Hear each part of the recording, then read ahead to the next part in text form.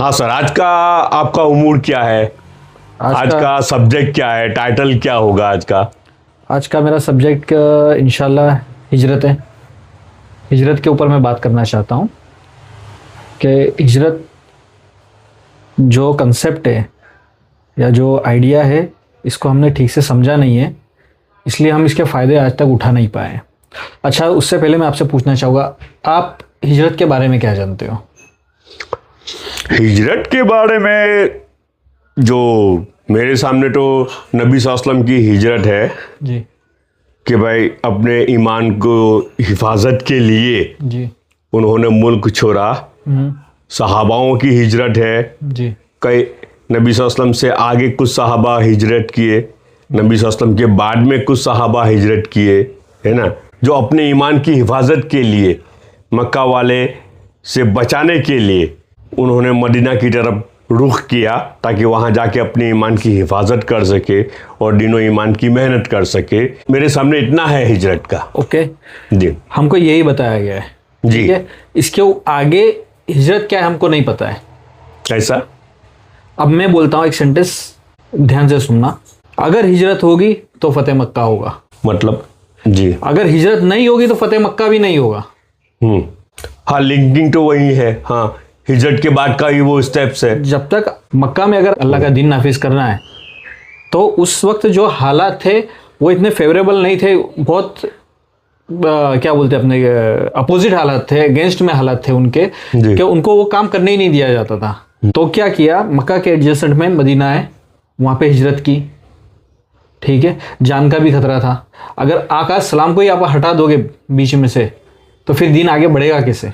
नहीं, मुमकिन नहीं है। मुमकिन नहीं है ना जी। और प्लानिंग तो पूरी हो गई थी आप नौज़बिल्ला आगा सलाम को शहीद करने की। जी, ठीक है, तो उसके लिए हिजरत की और वहाँ पर जाके सिर्फ मदीना में, ऐसा तो नहीं है ना कि सिर्फ मदीना वालों, मदीना के जो सिस्टम है, मदीना का जो शहर है, ठीक है, वहाँ पे अल्लाह का दीन नाफिज हो गया तो बस काम हो गया, ये चीज़ तो नहीं हुई ना। असल मकसद तो मक्का ही था। फिर मक्का आए, मक्का फतेह किया। अब इसके अपने हिस्टोरिकल एस्पेक्ट देखेंगे। आज हिजरत को हम इतनी अच्छी तरह से डिस्कस करेंगे कि हिजरत कब कब हुई है। अब हम तो हिंदुस्तानी हैं, इंडिया में रहते हैं, बराबर, तो हमको तो इसके बारे में बहुत अच्छा अंडरस्टैंडिंग होना चाहिए। कैसे? 1947 पार्टीशन हुआ। ठीक है, अब देखो जो पार्टीशन हुआ ना, उसका बेसिस क्या है? हिजरत का एक उसूल होता है कि आप किस मकसद से कर रहे हो।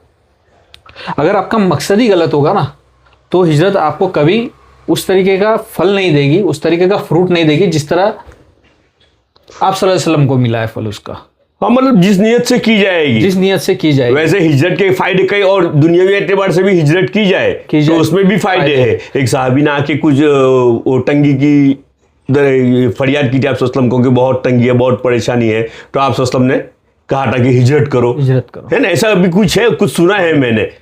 तो क्या मकसद मायने रखता है कि आप हिजरत किस लिए कर रहे हो। अब जब पार्टीशन हुआ ना, तो देखो पार्टीशन उस वक्त जो चल रहा था ना, तो मोहम्मद अली जो जिन्ना थे, मोहम्मद अली जिन्ना, तो उनका कहना ये था कि भाई ये जो मुसलमान है तो ये भी ब्रिटिश की गुलामी से आज़ाद हुए, तो और किसी गुलामी में चले जाएंगे, तो हमको अलग मुल्क चाहिए। उन्होंने जो मुल्क मांगा वो मुसलमानों के बेसिस पे मांगा। ठीक है, उन्होंने अल्लाह के दीन नाफिज करूंगा इस बेसिस पे नहीं मांगा। आज भी वहां पे देखो अल्लाह का दीन नाफिज नहीं है। अगर अल्लाह का दीन नाफिज होता ना तो सबसे पहले वहां पे जुल्म नहीं होता। जी, वहां पे देखो, अब ऐसा तो नहीं है कि सारे मुसलमान वहां चले गए या सारे हिंदू यहाँ पर आ गए, ऐसा तो नहीं हुआ। ऐसा तो नहीं है, दोनों तरफ है, दोनों तरफ दोनों है। अब दोनों तरफ दोनों है। अब जब सेपरेशन हुआ ना 1947 के बाद, तो वहां पे माइनॉरिटीज भी थी जो नॉन मुस्लिम थी। उनके साथ हम जो देखो, जो सच है वो हमको कहना चाहिए, उन्होंने गलत किया, इंसाफ नहीं किया है। मुसलमानों ने जुल्म हुआ है वहां पर माइनॉरिटीज के साथ, और आज भी हो रहा है वहां पे। जैसे आप सल्लल्लाहु अलैहि वसल्लम की शान में गुस्ताखी जो करे उसके लिए वहां तो कानूनी बिल पास किया है, ठीक है, कि उसे सजाए मौत है, मगर वो कौन लॉ देगा? ठीक है, ये हक किसको है? वहां के लॉ को है। मगर उस लॉ को पब्लिक ने इस तरह यूज किया है कि अभी एक क्रिश्चियन था बेचारा, वो फुटबॉल की कंपनी थी, वहां पे काम करता था, वो श्रीलंका से आया था। अब उसको आप ये चीजें क्या है उसको पता नहीं है, उस देश के कवानीन मालूम नहीं, और उसने ये काम भी नहीं किया था। वो वहां का मैनेजर था, ठीक है, और उसको अपनी कंपनी अच्छे से ढंग से चलानी थी। अब वहां के जो कुछ खुराफाती एम्प्लॉयज थे ना, तो उन्होंने क्या किया कि मैनेजर स्ट्रिक्ट है, हमको वहां का जो लॉ एंड ऑर्डर है, मतलब कंपनी के जो रूल्स एंड रेगुलेशन है उसके हिसाब से काम करना पड़ेगा, ये हमको फालतू टाइम बर्बाद नहीं करने देगा। उनकी आदत थी फालतू टाइम बर्बाद करने की। तो उन्होंने क्या किया, एक अफवाह उड़ाई कि इसने आप सल्लल्लाहु अलैहि वसल्लम की बेहुरमती की, और पब्लिक ने उसको मार डाला। इस तरह के अनगिनत वाकयात थे। तो कहने का मतलब ये है कि अगर तुमने ये नीयत से अगर मुल्क लिया होता कि नहीं, हमारे इख्तियार में अल्लाह ने कुछ दिया है, ठीक है, हमको इख्तियार दिया है, हमको अमीर बनाया है, तो हम किसी के साथ जुल्म नहीं होने देंगे, हर किसी के साथ इंसाफ होगा, तो आज ये भिखमंगे नहीं होते। मतलब उन्होंने जो पार्टीशन करवाया वो हिंदू और मुसलमान के बेस पे पार्टीशन करवाया। इस्लाम के बुनियाद पे पार्टीशन नहीं हुआ है। इस्लाम की बुनियाद पे मुल्क नहीं लिया, मुसलमानों की बुनियाद पे मुसलमानों को हथियार बना के मुल्क लिया, मुसलमानों का हथियार। अब मुसलमान की आप डेफिनेशन क्या करोगे? आज के दौर में मुसलमान की डेफिनेशन करना जाओ ना तो बहुत डिफिकल्ट हो जाती है मेरे लिए डेफिनेशन जी। क्योंकि हम लोग जब सोचते हैं ना कि माशरे को सुधारना या अल्लाह का दीन के लिए काम करना, तो सबसे ज्यादा हमको जो तकलीफ होती है ना मुसलमानों से ही होती है जिनके नाम मुसलमान है। एग्जैक्टली और इस बात यही लोग हमको अपोज करते हैं सबसे पहले जी, और यही आपकी टांगे खींचेंगे यही आपका क्रिटिसाइज करेंगे। अब एक चीज बोलो, आप अगर हक पे हो ना, हक पे, तो बातिल आपको दुनिया में कैसे भी ढूंढ लेगा जी, और वो आपके साथ सामने, आप उसको जानते नहीं होगे, पहचानते नहीं हो, आपके साथ आगे टकरा जाएगा, आपके साथ क्लैश में पड़ जाएगा। वो कुदरती निजाम है, वो कुदरती निजाम है। हक होगा तो बातिल को सामने रखेगा। पर हैरानी वहां होती है कि जब वो बातिल जब आता है तो उसका नाम मुसलमान होता है जी, तब कंफ्यूजन हो जाता है। और इसी बात ने तो 1400 साल पहले से मुसलमानों को और इस्लाम को हैरान और परेशान किया है जिसे हम मुनाफिक कहते हैं। 1400 साल पहले से बस वही हो रहा है, वही चला आ रहा है। 1400 साल मतलब सिर्फ आप सल्लल्लाहु अलैहि वसल्लम ने फतेह मक्का किया, उसके बाद के 50 साल बस फिर करबला हो गई जी। किसी ने ये नहीं सोचा कि आले रसूल की औलाद है जी। हक तो वहां पे भी था पर किसी को दिखाई नहीं दिया। तो रिलीजन को उन्होंने एज ए टूल यूज किया। अब पता है कि जिस मुफ्ती ने, जिस आलिम ने हुसैन अलैहिस्सलाम के कत्ल का फतवा दिया ना, वो उस वक्त का काजी था। ऐसा जी। और वो काजी कब से था? वो हजरत उमर के दौर में भी काजी था, हजरत अली के दौर में भी काजी था। पर वो आदमी अंदर क्या है बाहर क्या है किसने पहचाना? हाँ। यजीद की हिम्मत नहीं थी कि वो डायरेक्ट हुसैन अलैहिस्सलाम पर इस तरह की हरकत कर दे। तो उसने इस्लाम को यूज किया कि ये जो हो रहा है, ये जो आप लड़ने जा रहे हो हुसैन अलैहिस्सलाम के अगेंस्ट, तो ये जिहाद है, जिहाद फी सबीलिल्लाह है। क्यों? क्योंकि मेरी हुकूमत है और इसने बगावत की है। और इस्लाम का कानून ये कहता है कि जो बागी है वो शर फैलाने वाला है अल्लाह के दीन के खिलाफ, इसलिए इसको वाजिबुल कत्ल है। मगर ये कोई नहीं बताता कि हुक्मरान जो भी हो, अगर वो हक पे नहीं हो तो उसकी खिलाफत को हम चैलेंज कर सकते हैं। ये इस्लाम का बेसिक रूल है, ठीक है। ये कोई नहीं बताएगा। वो सिर्फ क्या बोलते हैं, अभी हमारे माशरे में भी देखो, कोई बड़ा आदमी है, ठीक है, मुसलमान है, उसका सब जगह चल रहा है, अगर वो कुछ करता भी ना तो लोग क्या बोलते हैं, जाने देना, मुसलमान है, सरपंच है तो अपना ही है ना। हाँ, अपने वाला है जी।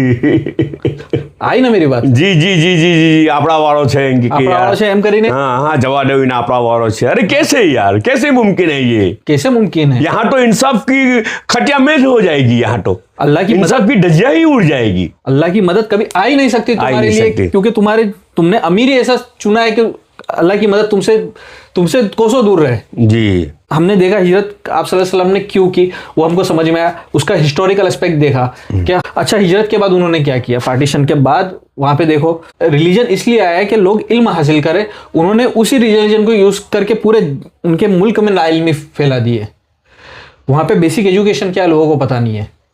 वहां से वही स्कॉलर उठता है जो बाहर जाके कुछ पढ़ाई लिखाई करके आता है, और बहुत कम स्कॉलर आपको ऐसे मिलेंगे जो हक की बात करेंगे और सेंसिबल बात करेंगे, अकॉर्डिंग टू इस्लाम बात करेंगे। बाकी धर्म के हिसाब से ब्रेन वॉश जो हुआ है, तो उनको हक क्या है बातिल क्या है ये चीज समझ में नहीं आती है जी। उनको। मतलब वो चीजें होती है ना कि जिसके पास इल्म नहीं होगा या अधूरा इल्म होगा वो ज्यादा नुकसान करेगा। तो इल्म उनको जिस तरह से देना चाहिए, या हक जिस तरह से बताना चाहिए, जिस तरह से कुरान ने बताया, जिस तरह से अल्लाह ने बताया है, वो बताया ही नहीं जाता। जी। जरूरी नहीं है कि आदमी मुसलमान हो तो हक पर हो, ऐसा जरूरी थोड़ी है। हाँ, हक की ये डेफिनेशन ही नहीं है कि तुम किसी पर्टिकुलर रिलीजन या कास्ट से हो तो हक पर तुम ही रहोगे। ये तो यहूदियों का नजरिया है ना कि हम we are the chosen people of Allah god ji, and we are always right. फिर हम बच्चे भी मार डाले तो हम हक पर है। जी जी जी जी। तो हक की ये डेफिनेशन बिल्कुल नहीं है। अब वहां पे जो हक की डेफिनेशन सिखा दी है ना, ये डेफिनेशन सिखा दी है। अब वहां का जो आर्मी चीफ है आसिम मुनीर, ठीक है, अब वो देखो कितना जुल्म कर रहा है। वो खैबर पख्तूनख्वा देखो, ठीक है, बलूचिस्तान देखो, ठीक है, वहां पे मुसलमान मारे जा रहे हैं। क्यों? क्योंकि वो अपने हक के लिए आवाज। अरे भाई तुम पावरफुल हो, ठीक है, तुम अपना क्रिटिसिज्म हैंडल क्यों नहीं कर सकते? अगर मुझे कोई गलत बोलने आ रहा है तो मैं उसके लिए सोचूंगा कि सच में क्या मैं गलत हूं जी। और अगर मैं नहीं हूं तो मैं सामने वाले को समझाने की कोशिश करूंगा ना कि भाई देख मसला ये है, जी, तुम अपनी बात रखो, मैं अपनी बात रखता हूं, ठीक है, डिबेट करते। अब ये तो नहीं है ना कि वहां पे मैं फायरिंग ओपन कर दूं, वहां से बच्चे उठा लूं, फिर वो बच्चे मिले ही ना कभी। ये हकीकत है पाकिस्तान की। जब से पार्टीशन हुआ उसके बाद से लेके आज तक, अच्छा पहले तो हम लोग को ये लगता था कि भाई ये गवर्नमेंट इनकी ठीक नहीं है, या इनके पॉलिटिशियन ठीक नहीं है, इनकी आर्मी ठीक नहीं है, बहुत कंफ्यूजन था, ठीक है, कि साला इन लोग का सिस्टम है कैसा। ये बोलते हैं निज़ाम है, निज़ाम निज़ाम अल्लाह का निज़ाम, तो पर ये सिस्टम इन लोग का, इनके पॉलिटिशियन सबसे करप्ट आते हैं। अच्छा आपको पता है नवाज शरीफ इनका जब प्राइम मिनिस्टर था ना जी, तब ये लोग इसको क्या बोलते थे पता है? अमीरुल मोमिनीन। तो किसी हिसाब से शरीफ नहीं है, सबसे बड़ा बदमाश है, उसको इन्होंने लकब दे दिया था अमीरुल मोमिनीन। पर बाद में फिर ये इमरान खान वाला जो वहां पे सीन हुआ ना जी, तो पता चला कि इनकी आर्मी भी बदमाश है और इनके जो पॉलिटिशियंस है वो भी बदमाश है, जी, कोई ठीक नहीं है। दूसरी एक चीज़ है, इनकी जो डेफिनेशन है जिहाद की या मुसलमानों की, इनकी मुनाफिकत बताता हूँ मैं, इनके स्कॉलर्स की भी मुनाफिकत बताता हूँ।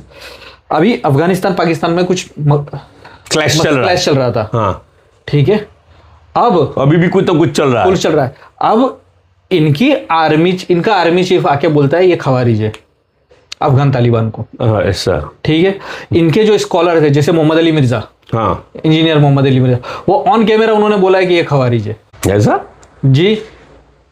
अब इनको अब तो ये मोहम्मद अली मिर्जा गवर्नमेंट का spoke person, he is actually spokes person of the Pakistan army. Is it? Yes really. बात से पता ही चल जाता है, वो उनके बयान देखो, वो कभी भी हक बना प्रॉपर बयान ही नहीं करेंगे। जहां पे हिम्मत स्टांस लेना होगा ना आर्मी के अगेंस्ट, वो बंदा हथियार डाल देगा। मैंने तो देखा नहीं, वीडियो नहीं देखता हूँ ऐसा, लेकिन नाम बहुत सुना है। नहीं मैंने नहीं नो डाउट। देखो उसकी में उसका मोहम्मद अली मिर्जा का प्लस पॉइंट क्या है पता है? उनकी सबसे अच्छी बड़ी बात क्या है कि हदीसों का इल्म हमको नहीं था, उन्होंने हदीसों का इल्म बहुत अच्छी तरह प्रेजेंट किया है। हाँ, ये उनका प्लस पॉइंट है। इसमें उनको दाद देना पड़ेगी, कोई मौलवी कोई आलिम जिस तरह से हदीसों को रिप्रेजेंट नहीं कर पाया उन्होंने किया है। मगर ये जो ब्लंडर जो करते हैं ना कि अफगान तालिबान को खारिज बोलते थे, तो ये इसका उनको आखिरत में जवाब देना पड़ेगा अल्लाह के सामने। क्यों? क्योंकि अब तक जब तक अमेरिका या रशिया की जंग चल रही थी तब तक तुम उनको मुजाहिद बोल रहे थे, ठीक है जी। आज वो खवारिज हो गए। क्यों? क्योंकि अमेरिका कह रहा है कि तुमको अड्डे दो, हमको अफगानिस्तान में फिर से जंग शुरू करनी है, ठीक है। तुम्हारी आर्मी रेडी है मगर अफगानिस्तान रेडी नहीं है इस बार। इस बार उनको पता चल गया कि कल्प्रेट पाकिस्तान है, ये अड्डे देता है, यहां से ड्रोन फ्लाई होते हैं, हम पे अटैक होता है। अब ये बोलते हैं टीटीपी, तहरीक तालिबान पाकिस्तान की बात करते हैं। अब तालिबान और तहरीक तालिबान पाकिस्तान दोनों अलग चीजें। ये उनका वहां पर टेररिस्ट ग्रुप है टीटीपी, मगर ये किसने खड़ा किया? ये बोलते हैं इंडिया ने खड़ा किया, ठीक है। देखो तहरीक तालिबान पाकिस्तान ऐसा तो नहीं है कि हिंदुस्तान से पाकिस्तान गए लड़ने जी, वो तो वहां के ही बासिंदे लोकल ही होंगे ना। हाँ, ठीक है। अब जब वो आपके खिलाफ खड़े हुए, वो किस लिए खड़े हुए? कि वहां के बच्चे आपने उठाए होंगे, किसी बच्चे के बाप को आपने मार डाला होगा, तो क्या सोचते हो अगर मेरे बाप को कोई मार डालेगा, ठीक है, इस तरह से जुल्म करके, तो क्या मैं आपकी गवर्नमेंट को सपोर्ट करूंगा या आपकी आर्मी को सपोर्ट करूंगा? मुझे तो, मेरे दिल में तो बदले की आग ही होगी ना, क्योंकि आप तो हक पे नहीं मार रहे हो। चलो आप अगर किसी का मर्डर कर रहे हो या किसी को सेंटेंस टू डेथ कर रहे हो, तो आप उसको पहले जस्टिफाई करो ना कि इसका ये क्राइम था, वो क्राइम को पहले प्रूव करो, उसके बाद उसको मौत की सजा दो। आप वो प्रोसेस ही पूरा बाईपास करके सीधा आदमी उठा लेते हो या उसको कत्ल कर देते हो। वहां पे एक पता है, एक कहावत है, काला वीगो डाला। वीगो डाला? हाँ, वीगो डाला मतलब वहां पे एक अपना गाड़ी आती है ब्लैक कलर की, वो उसका कंपनी या ब्रांड नेम कुछ है, वीगो, ठीक है। अब जैसे अगर कोई आर्मी के खिलाफ बोल रहा है तो वो लोग क्या करते हैं पता है, नॉन ऑफिशियल ड्रेस में, ना पुलिस ना आर्मी, ठीक है, सिविल यूनिफॉर्म होगा, लोग आएंगे आपके घर में घुसेंगे, आपकी औरतों को नहीं देखेंगे, आपके बच्चों को नहीं देखे, जिस बंदे को उठाना है उसको उठाएंगे, विगो में डालेंगे और लेके चले जाएंगे। ऐसा? फिर उस बंदे का क्या होगा? सिविलियन ड्रेस में आएंगे। सिविलियन ड्रेस में, अगर सिविलियन ड्रेस में आए तो आप किसके पास जाओगे? पुलिस स्टेशन जा नहीं सकते हो कि कौन लेकर गया। आर्मी के पास जा सकते हो, कौन लेकर गया, किसी को पता ही नहीं, उसका कुछ आता पता ही नहीं, वो मरा जिंदा है क्या हुआ, उसका छोड़ दिया तो छोड़ दिया, नहीं छोड़ा तो नहीं छोड़ा। उसकी फैमिली को कभी पता नहीं चलेगा वो उसके साथ क्या हुआ जी। अब प्रॉब्लम ये होता है ना कि आप एक तरफ जुल्म करते हो ना, तो उसका असर कहीं ना कहीं दिखता है। आपने ये सालों से किया, ठीक है, क्या किया? धर्म का अंधा अनुकरण, उसको टूल बना के जुल्म। जी, આપણે ગુજરાતીમાં કહે ને ડ્રમનો દારૂ પાઈ પોતાનું કામ કરા કરો। ठीक है, तकलीफ में मुसलमान आ रहे, तकलीफ में मुसलमान आ रहे, वो तो ठीक है, उससे कोई प्रॉब्लम नहीं है। प्रॉब्लम कहाँ है पता है? मुसलमानों की उम्मीदें गलत है। मुसलमान सोचता क्या है, कुछ तबका है मुसलमानों का, सारे की मैं बात नहीं कर रहा, वो क्या सोचते हैं कि हमको कोई बाहर से बचाने आएगा। अहमकाना हरकत मुसलमान ये करते हैं ना कि ये सोचते हैं कि हमको कोई बाहर से बचाने आएगा, और जब बाहर से बचाने आएगा ना तो उनके जहन में दो चीज़ें आती है, या तो कोई मुल्क का बादशाह आएगा या तो किसी मुल्क की फौज आएगी। इन बेवकूफ़ों को मैं कहना चाहता हूँ कि गाज़ा खंडर हो गया, कोई बचाने नहीं गया, ना किसी मुल्क का अमीर गया ना किसी मुल्क की फौज गई। आप कौन से नशे में? अगर चारों तरफ मुसलमानों से घिरा हुआ है गाजा। तो आपको लगता है आपको कोई बचाने आएगा? किस गलत फहमी में हो आप? मैं अभी एक वीडियो देखा था एक लड़की का, मैं मैं देख नहीं पाया कि वो लड़की अपने 2 साल का कुछ भाई था उसका, वो लड़की 9th स्टैंडर्ड की थी, उसकी माँ मर गई थी, वो अपनी क्लास में अपने भाई को लेकर आई थी और वो बच्चा रो रहा था, तो वो लड़की भी रो रही थी। अब वो क्या करे, वो लड़की पढ़ना चाहती है, अपना घर संभालना चाहती है, घर में कोई नहीं है। एक्चुअली होता क्या है, तो निज़ाम जो होता है ना, वो ऐसे लोगों की हिफाजत करता है कि अगर किसी के साथ ये हादसा हो जाए या उसके वालिद या वालिदा इस दुनिया से चले जाए, रुखसत हो जाए, तो ये यहाँ के जो निज़ाम है, यहाँ की जो सरकार है, उनका फ़र्ज़ है जी, उनका प्रोटेक्ट करना है, उनकी ज़रूरत को पूरी करना है। इस तरह से किसी मजलूम के आंसू ना निकले।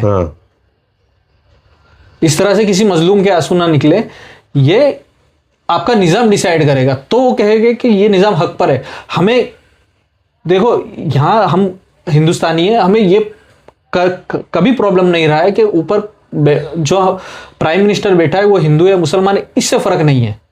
फर्क पड़ता है वहाँ पे जहाँ पे निज़ाम इंसाफ का ना हो। आज की तारीख में ये जो सिस्टम है ना प्रोटेस्ट का, ये फेल है। तो अब यहां पर आती है हिजरत। अब हिजरत ऐसे थोड़ी ना है कि आप कहीं पे चले